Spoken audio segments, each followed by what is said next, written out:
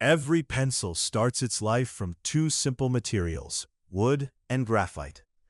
The process begins with large logs that are cut into thin wooden slats. These wooden pieces are carefully dried to remove moisture and prevent future cracking. Meanwhile, graphite powder is mixed with clay and water to create the pencil core.